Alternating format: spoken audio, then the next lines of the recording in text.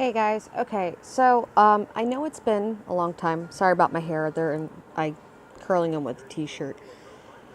Um, so I went to the allergist, and the allergist is now testing me for mast cell rejection.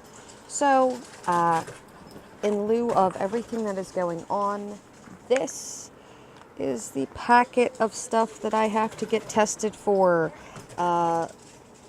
Not only from allergy, but from cardiology, and I have to get it done within the next 2 weeks. And I am now the proud owner of 2 new inhalers, a spacer, 2 everyday meds that I have to take twice a day as well, plus the inhalers. And then my regular medicine still is the amitriptyline at night, the Lyrica 3 times a day, and a powder mix to help me go to the bathroom from GI, and I'm still seeing them on the 31st of October, and I still have to schedule a colonoscopy and an upper endoscopy with the doctor who I'm seeing on the 31st of October. And then the 2nd of October, these glasses will then have my regular lenses inside of them here. I'm still getting used to wearing this frame because it actually feels different than the glasses that I've been wearing. So I've been getting used to these. I do like the fact that I can just flip the shades down. The shades are really, really dark, so it works really, really nice in where I'm at, because in the wintertime, the snow reflects sunlight into my eyes so freaking bad. Last Sunday I was kneeling down, and I was washing the dog, and I got up and I couldn't move. So back to a leg immobilizer for my left leg, but it's the hinged one, which I love because then I can still move, and then my right leg's kind of up Schitt's Creek without a paddle. The events of yesterday were as thus followed. I was asleep, then I woke up because my phone was going off, and I found out that my doctor's appointment wasn't at 3 o'clock in the afternoon, it was 11 a.m. So it was around 8 a.m. when I, woke my husband up, and we finally got all out the door around 9:30, and then went to catch the bus, missed the first bus we were going to catch, caught a different bus that just went around everywhere in town first, and then got us there before 11, only to find out that they had no record of my appointment, and there was no rheumatologist on site to even have one of the nurse practitioners or other doctors underneath of them look at me. So then we got rescheduled for September 11th. Okay, no big deal. All right, 11:30. We ran into some problems when we went over to the hospital trying to get my big folder of tests here taken care of and scheduled, to being told that we can't schedule while on site. We have to call only to schedule. So, blew that out of the water, really. It was just that horrific. So I'm going to be scheduling after Labor Day is when I'm going to start putting stuff in to be scheduled. Then we get back here, we finally calm down enough to rest and eat something, and my husband just starts going to sleep, and I get a phone call from the rheumatologist, and this is right around 2:30 in the afternoon, okay? And I'm thinking, if they're telling me my appointment was at 3 o'clock, I'm gonna scream. No, apparently they talked to the building manager or site manager for the office, and they have now said that my appointment at 11:30 on the 11th is no good, and that I would have to be seen at 1:30 in the afternoon, which is fine by me. I mean, go ahead, move my appointments to the afternoon, but seriously, moving them after telling me, oh yeah, they're definitely scheduled. It's messed up. And this is not the first time that different people have lost my appointment times.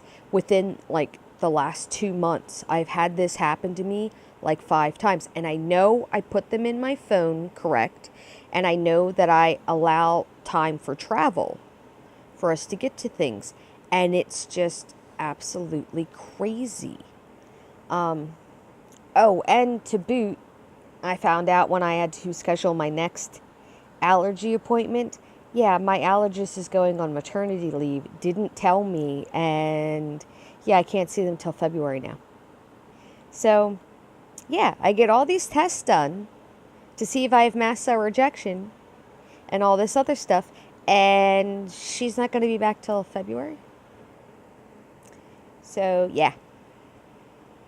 Yeah, it's pretty bad. So anyhow, that is what I'm dealing with. I know that it's completely understandable that there is so much more that everybody else is dealing with. But I want people to take away from this is to remember to just laugh it off or think the way I do about it. The hard times I'm having today are going to make it easier if I explain things to somebody else, to a doctor or something like that. It's going to make it easier for the next person who comes along. So that's what I try and think positively about and everything. And yes, I don't really care how funky I look with my hair in my t-shirt curlers. But I do have the sides of my head are all straightened out after the kids had done their little carving incident. So now I'm curling this up and seeing the different looks I can do and everything else, and playing games to get Avon gift cards so that I can try and have Christmas. So yay. As always, I will be hooking my Amazon wish list actually down in the description below. It's stuff that I need to help me live a better life and that I am struggling to get because of lack of funds, because I am on Social Security only, and my insurance company is still arguing about a spacer for an inhaler, and one of my new inhalers, they're arguing about it because they need it to be pre-authorized. Just like they're arguing about the fact that I need more than 8 visits of physical therapy in 1 month for one injury.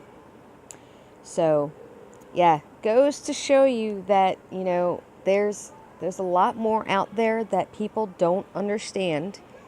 And the more we as EDS patients are able to laugh it off and be respectful and just answer questions. I mean, there's so many times I get answered questions, and me being able to give them honest answers.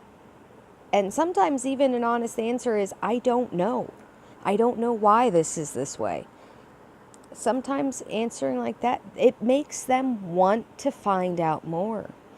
And having somebody want to find out more because of meeting you is a wonderful experience, especially when it comes to like EMTs, student doctors who are going on to, graduate.